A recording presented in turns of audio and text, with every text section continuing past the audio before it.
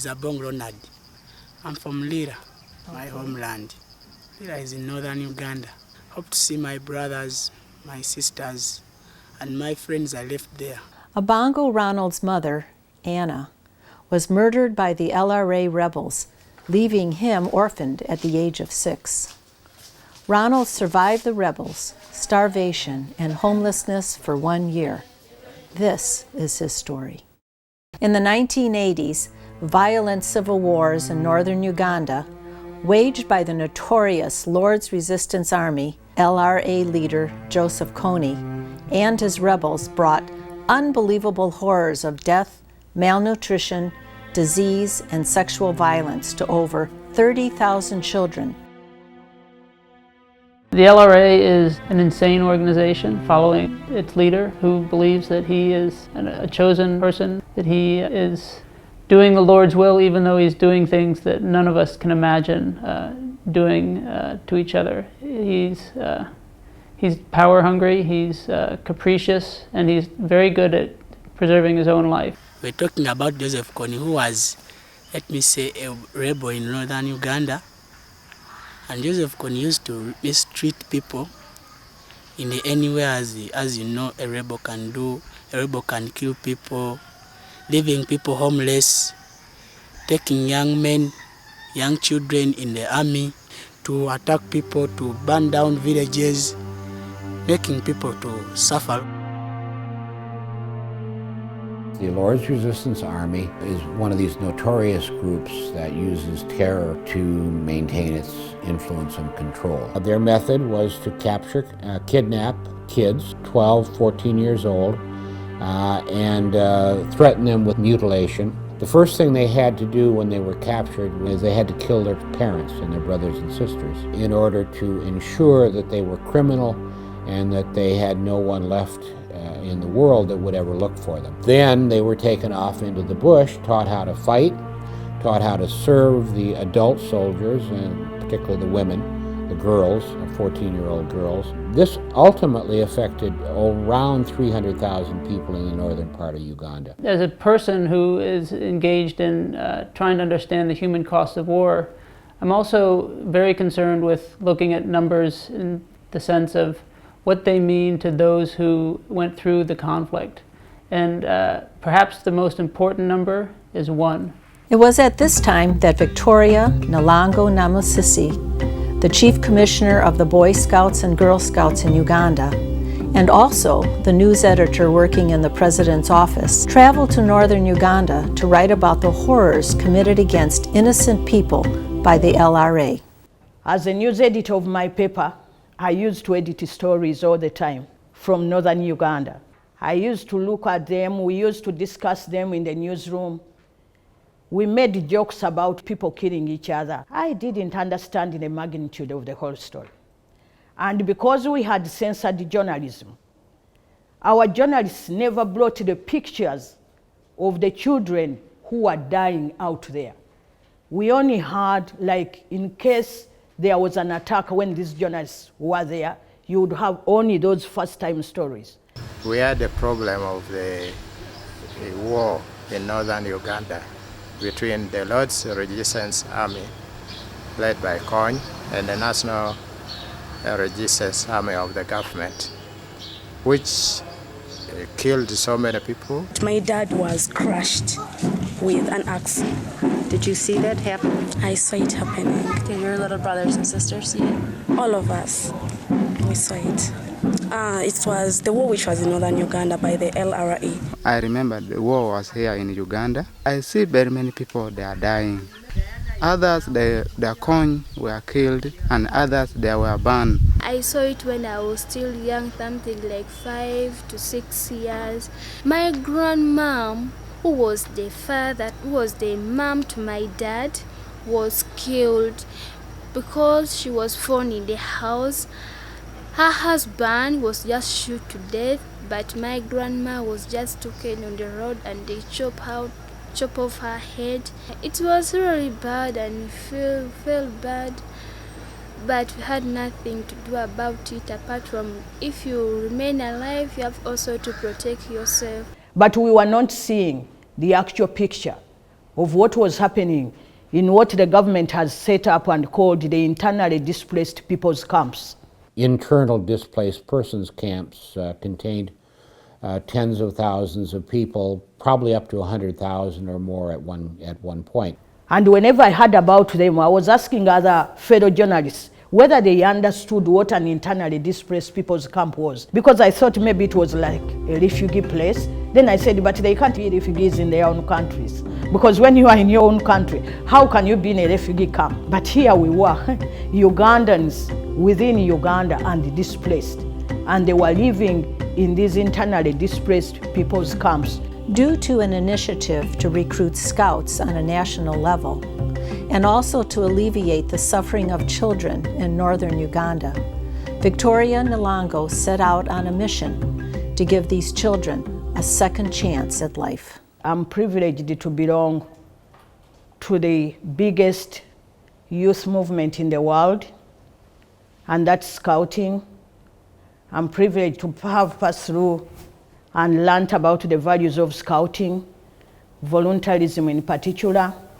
And in that sense, the Scouting movement for Victoria was both a vehicle, an organizational vehicle, but also it was a way of approaching a particular set of problems. And so she was able to mobilize Scouts where she went. Victoria Nalongo started with the street kids in the South and the girls and boys both, but also began very early on being concerned about the kids in the displaced persons camps up in the north, and being very aware of the fact that there was this lost generation that was neither being educated and in extremely poor health. By going there with the Scouts, awakened me to so many sufferings.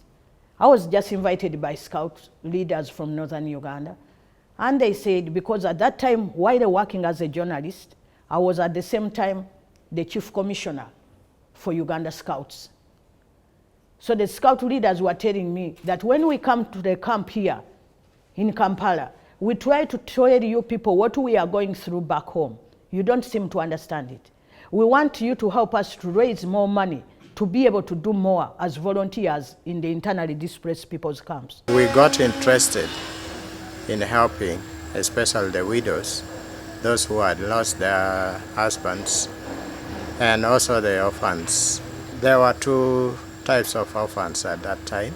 We had those who were left by the parents who had died out of HIV/AIDS. Then the second category of orphans were those who had lost their parents during the war, where the Lord's Resistance Army would come around, kill, and the people are left. And at times they are pushed aside. They didn't have anywhere to stay.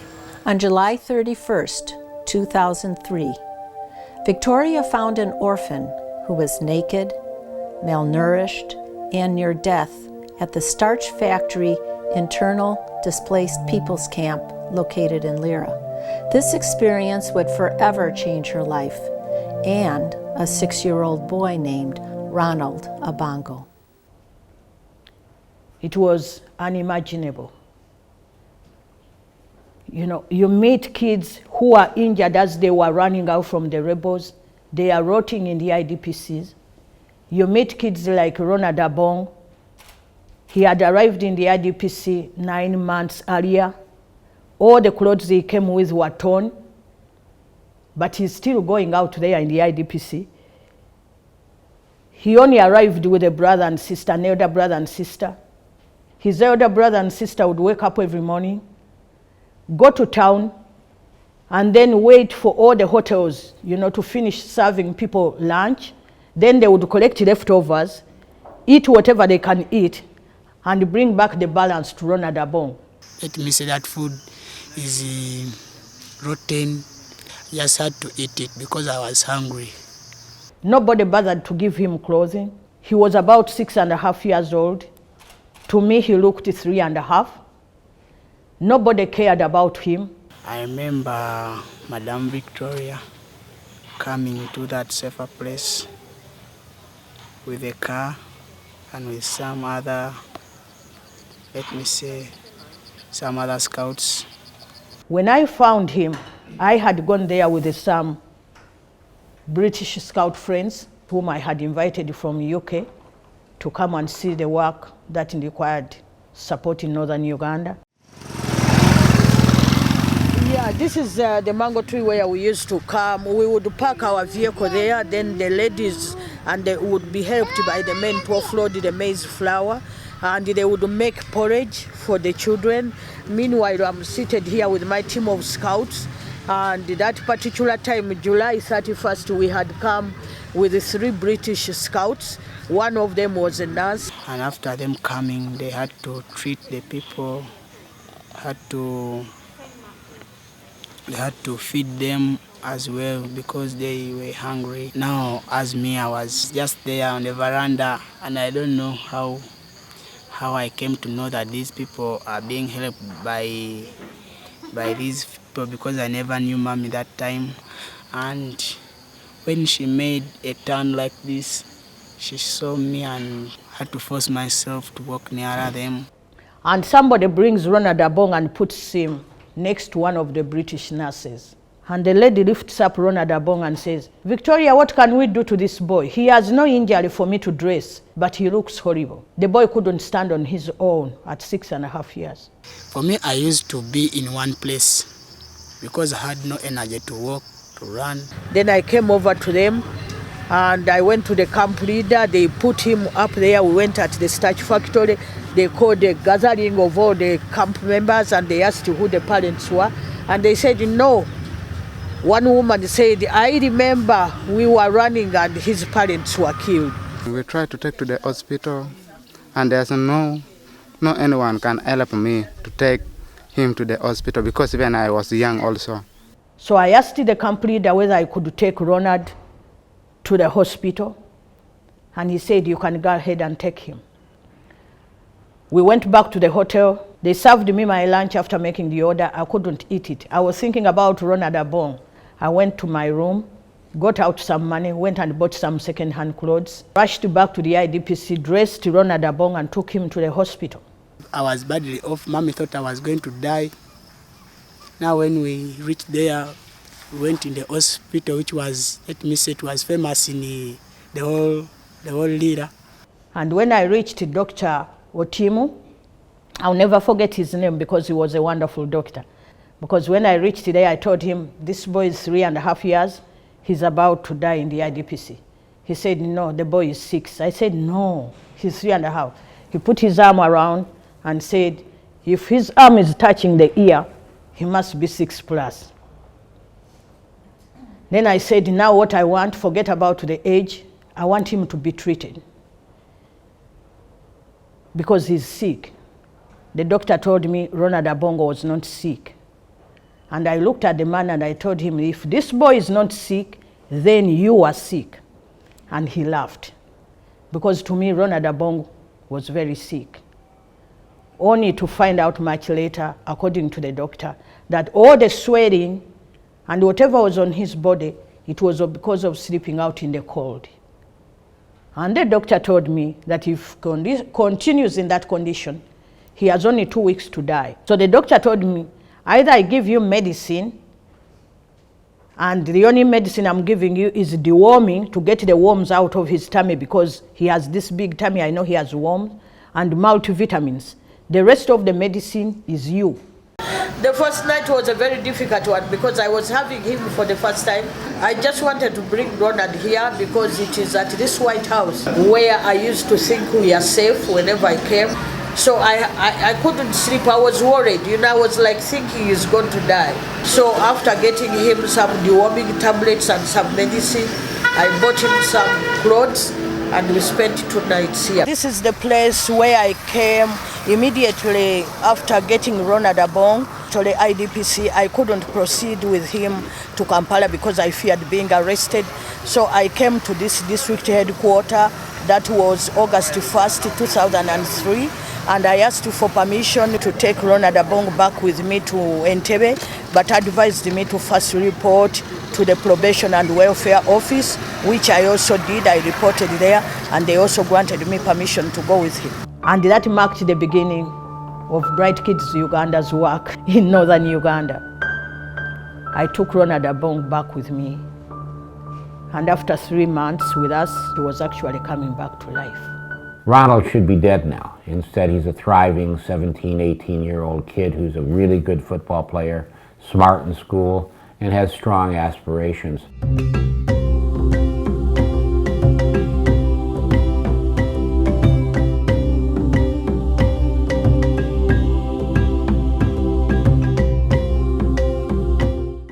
When we left from Lira, we had to sleep on the way when we are still driving. But when we came here at her place, I found some small guys like Grace, Saidi, those ones, Robert, Waswakato. What made me surprised that they welcomed me warmly, and I had to welcome them too. In Bright Kids we are many, and you have to make friends and you play around, because when you play around you can forget all the problems you have. I found what I was missing, the warmth like that. Her sign showed me that she loved me more than I could tell you. You know, it is difficult when people are speaking a different language, even though they are trying to love you, but you don't understand the language. The food was different. I was giving him Irish potatoes and rice like the doctor said. She had to make me learn other food stuffs in Central. As you know, the Central guys, they like matoke so much. Now also me, I had to adopt their culture. On top of that, I adopted their language. I was the first I was a guy who liked learning other things. Now, when it came to Luganda, I had to learn it faster. I remember my mommy gave me a caretaker, and she used to help me walk. And after mommy bought for me a ball, and I had to force myself to kick it. After me kicking it, I started enjoying. From enjoying it, I started playing it seriously, and I had to start working. Bright Kid, that's where I met Ronald Abongo. He could talk, he could even hit, can even run, can even do something good. The first time I met Ronald, I was worried, because I looked at him as somebody who is not going to live anymore. He looked like somebody old, eh? They used to take him for medication. They used to breastfeed him using the artificial way. They used to provide him with anything that can make him grow up. He was friendly. He was very friendly. As a young boy, he started playing football all over with some other Black Kids boys. I like playing football, like playing number 1 goalkeeping, and I make sure that no goal passes on me. I catch it seriously. And he's always with people, he's always with these other Black kids. He's always ever busy. So when he's like talking about the family, then he's flashing of how his parents were killed. He's a best friend of mine because I'm doing music. And that's the best thing he loves in life. I'm doing music and he loves music so much. That's why I drum all the drums. Let it be the long drum, the big drum, all I can drum them. Because whenever he's playing music, he forgets all about the history. So music comforts him. Whenever he's drumming, he forgets. Whenever he's like lonely, he calls me, we go with drum. Yatunaza no musai tufuke balamu. Yatunaza no musai tufuke balamu.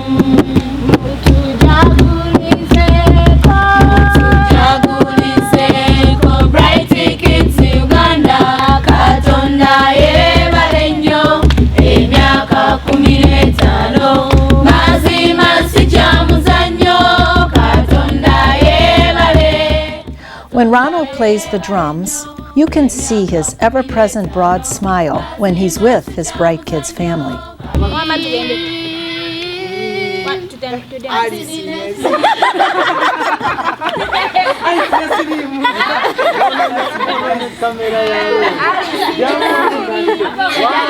But behind that smile are years of quiet tears. Memories of the LRA murdering his mother, the starvation and coldness of his naked body in the starch factory, and the ever-present fear of the rebels returning haunt him every day. Now, 12 years later, he knows he has to confront these unresolved fears and return to his mother's village in northern Uganda to meet his family for the first time. It's his first journey back home since 2003.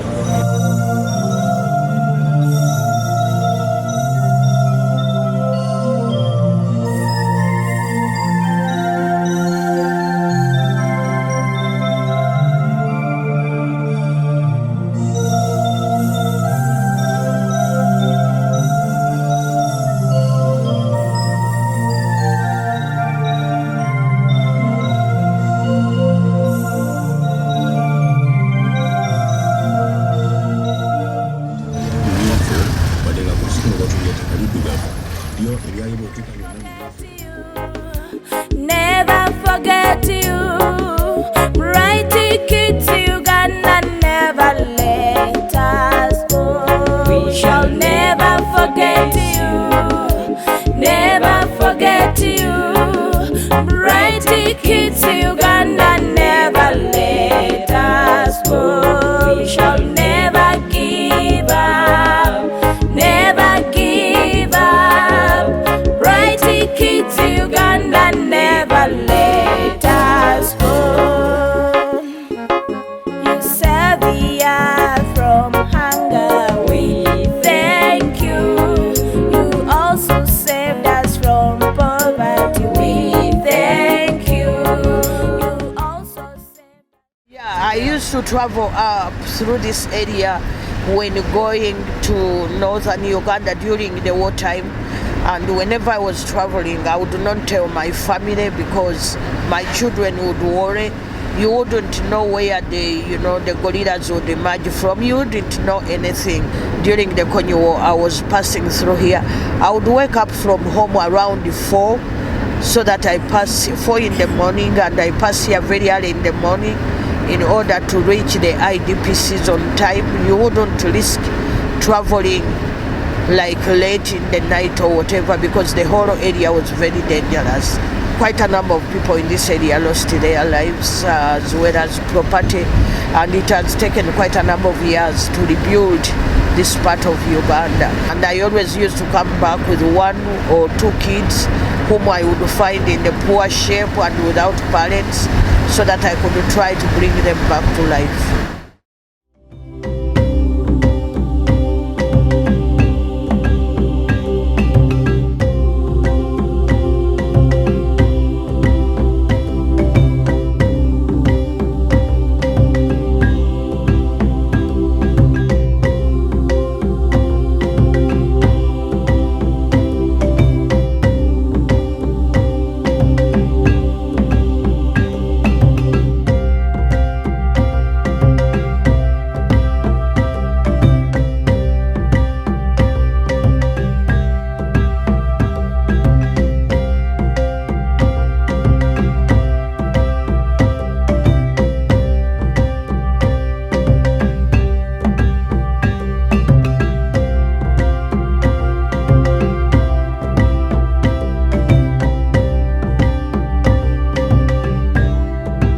Busy city roads gradually surrendered to the bumpy dirt roads, raggedly carved into the bush. Home, Owanji, is only a breath away. You know, this was fertile ground for the rebels because the homesteads are so isolated. There are very few people, and the ground is almost, the whole land is almost empty. So it was good and easy for the rebels to train in here and to make attacks from here. And you can imagine how many miles people run. You can imagine for how many minutes we have been driving, more than an hour. We have been driving through this place where roads are no more. There are no roads, but people were staying here, so they had to run from here to be able to settle in town in internally displaced people's camps for security purposes.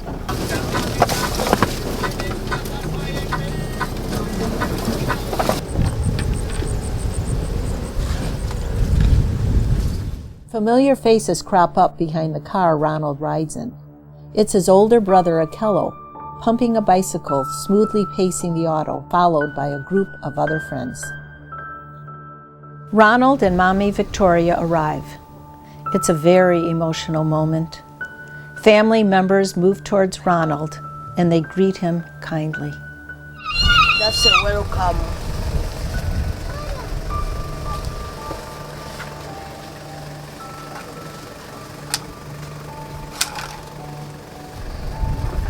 He greets his family with apprehension, his face devoid of emotion when he shakes hands and exchanges a few words. As everyone is seated in the circle, a ragged tarp flaps noisily as it blocks the intense sun. Family members introduce themselves. They too remember the destruction and chaos of the Joseph Kony conflict. As each person greets Ronald, they too have the stoic face of survivors. Soon after the introductions, Victoria describes how she found Ronald at the starch factory. When I first got Abongo from the starch factory IDPC, he was almost dead. Prior to his journey north, Ronald would repeat again and again, "I want to see my mother's grave." Here in Iwanji, surrounded by family members, Ronald is overcome with emotion. We have decided to begin with a short prayer before we go there. When he hears an elder announce that they will now visit her grave, Ronald knows he will finally meet his mother's spirit, the simple but loving woman whose life was cut short by a rebel's sword. As the relatives gather for the trek to the grave, the only sound is the shuffle of feet as the family walks on the earthen road and through the ever-present bush. As they walk, a hand reaches out to Ronald. The family forms a single line, one following the other, a link of memories, sorrows, support, and survival. Now Ronald is a part of this link, a link that came back full circle. The horrors of the past, the present, and now Ronald representing the future. Walking with his uncle, they greet Ronald's aunt. Ronald learns that she, along with his uncle, are the ones who buried his mother. The pilgrimage continues. Ronald's aunt joins the line of family members who will pay their respects to his mother.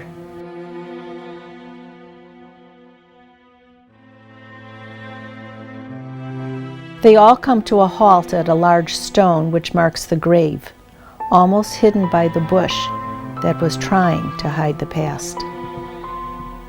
Ronald clears the bush away from his mother's grave so the memories will not be lost, and to free his mother's spirit so she too will not be forgotten. Bent over, Ronald is overcome with grief and tears flowing freely.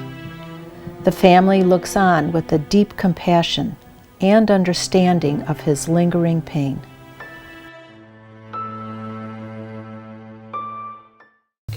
This simple grave represents the thousands and thousands of graves, many unmarked, of those who suffered and were murdered by the Joseph Kony rebels. Victoria speaks to the mother's spirit, uniting mother and son after 12 years. And I'm thanking you for bringing up this handsome son of mine, Abongo. Today I have brought back your son because he has grown up calling me mom. But he has always known that his mom rests somewhere where she was buried. Today we are paying homage to you. We are paying our respects to you. And I promise that I will look after Abongo until he's a man and able to look after himself until he gets his family. And I promise that we will come back here to make sure that your grave is given the dignity that it deserves, so that Abongo's grandchildren and Abongo's children can be able to visit your grave whenever they want to visit it, when it is visible. May your soul rest in peace. Leaving his mother in peace, the family opens their circle, and now with Ronald in the lead, they walk into their future.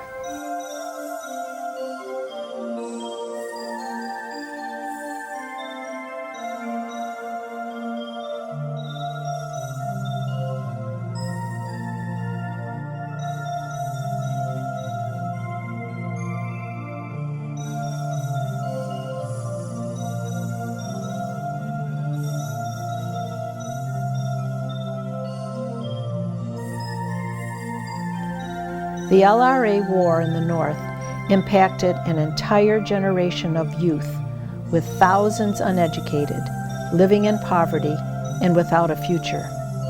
Ronald is a symbol of their hope for peace and a future. As a politician, for me, I want to practice justice among people, because it is through justice that everyone come together, and there will be no mistreatment of people's rights, because as a politician must be fair to each and everyone, because some of the people may say that I'm a northerner, I will just develop the northern side of Uganda, but no, a politician has to be fair, must develop each and every part of the country. Let me say Eastern Uganda, Western Uganda, Northern Uganda may develop it equally.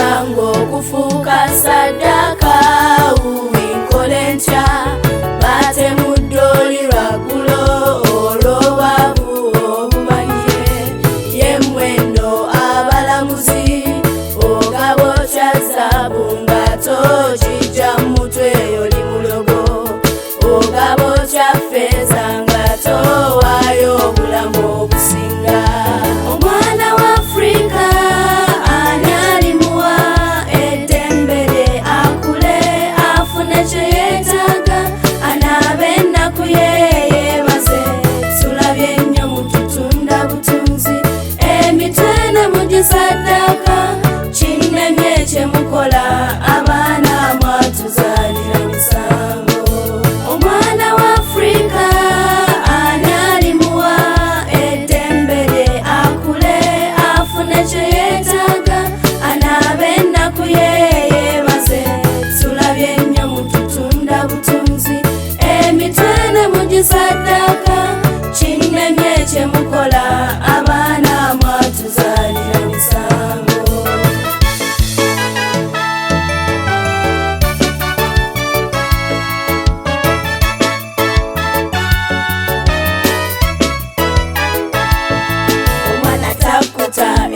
kyomuwawa nabengalo nozitemako ntadduke oyo yakulakyana ntengudo tezibanyiga zifuuse mombozo lwakubanga twabulwa eddembe.